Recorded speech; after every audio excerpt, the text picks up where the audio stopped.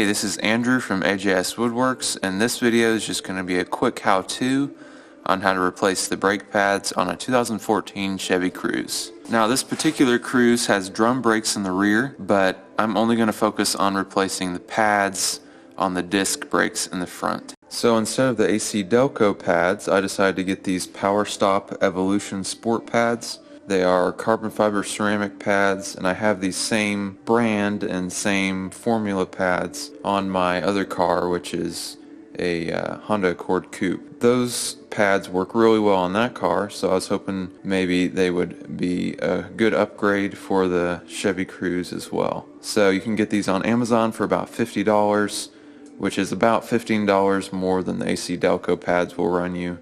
But hopefully these will be worth it, stop a little bit better than factory. First thing you want to do is have the car on the ground and loosen up the lug nuts on the wheels before you jack it up. You can either use a lift like I'm using, or you can find the jack point right behind the wheel there and jack it up with your jack that comes with your vehicle or with a floor jack.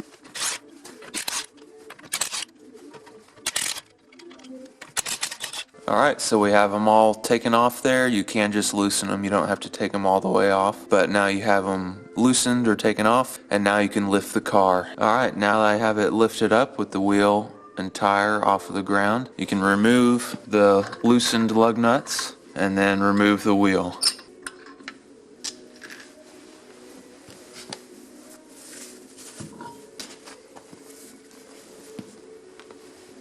And it'll do the same thing to the other side. Alright, now we have the wheel off, and we can go to the back side of the brake caliper, and you can see here this top bolt will remove that bolt. We should be able to swing the caliper down away this way and remove the brake pads. So let's get started removing that bolt. What you need to get that first bolt off is a 10mm wrench.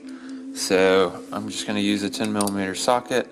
And what I did was move this brake line. It slides in to this notch here, but you just lift it out of the notch, gently push it to the side, and then you can access this with a socket. And it's going to turn to your right because you're facing away from the bolt. Now, I've already removed the same bolt from the underside. So what I'm going to do is hold this up with some wire, because you don't want this caliper to just hang free on the brake line. That's bad news for your brake line. So I'm going to get some wire and string this up as soon as I get this bolt off. Alright, so I got myself a bungee cord. So as soon as I get this bolt off, I got a good hold on the caliper, and I can slide it off and then hang it up out of the way.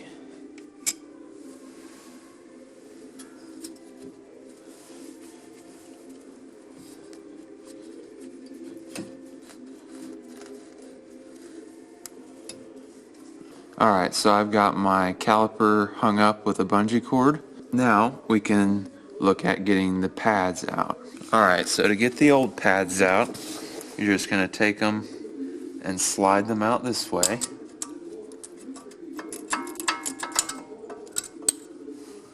These ones are pretty well worn down. I knew I only had a few thousand miles left on them, so about time to be replaced. And then take the one off the back as well.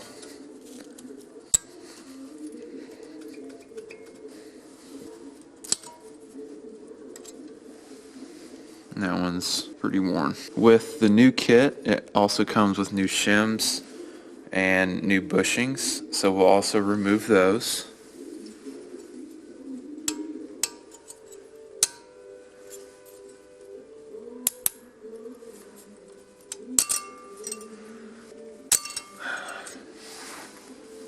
Let's just pop those out. Take the old bushings off.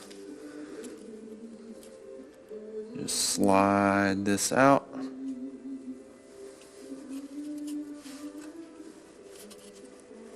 And you can pop that off.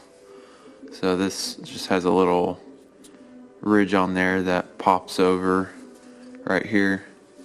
And then this just slides right through it. Do the same thing to take off the bottom side.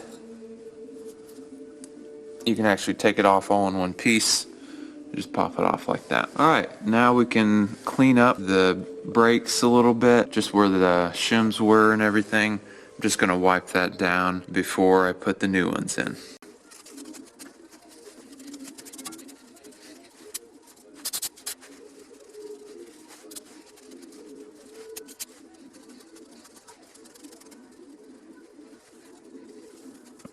Alright, I got the brakes cleaned up. Now we can open up the brake box and see what's included in here.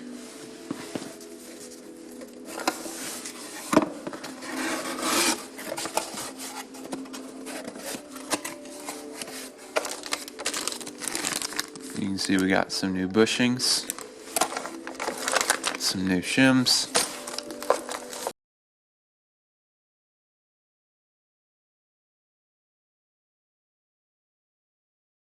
and the box also comes with some brake grease. So just to compare the old to the new, this is the old pad, this is the new one, and you can see significant thickness difference on there.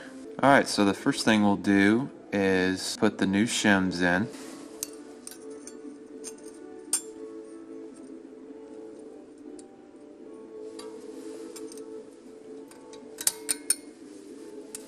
And that pops in just like that. And then same for the top side.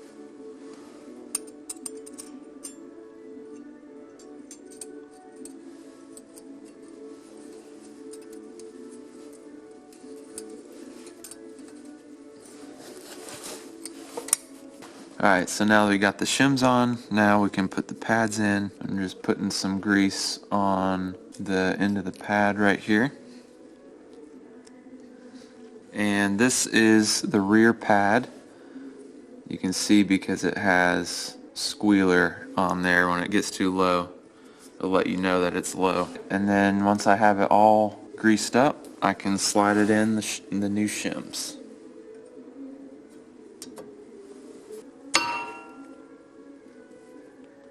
Alright, got it popped right in there. And then we can do the same for the front pad. Put a little bit of grease on the end.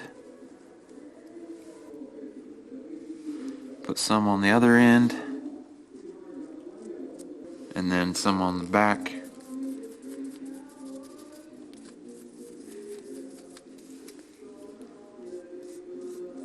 And then we can slide it in.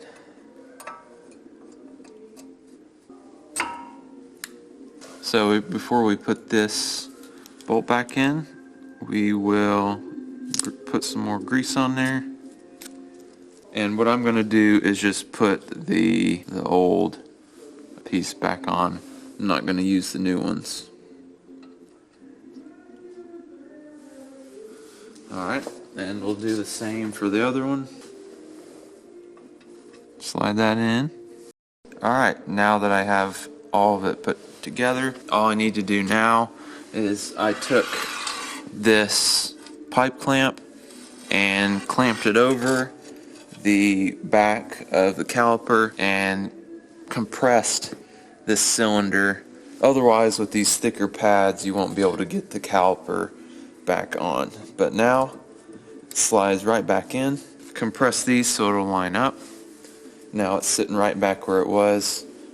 And we can take our first bolts that we put on and slide those right back in there. Get that secured so we don't have to worry about it falling down. And we'll just tighten those down.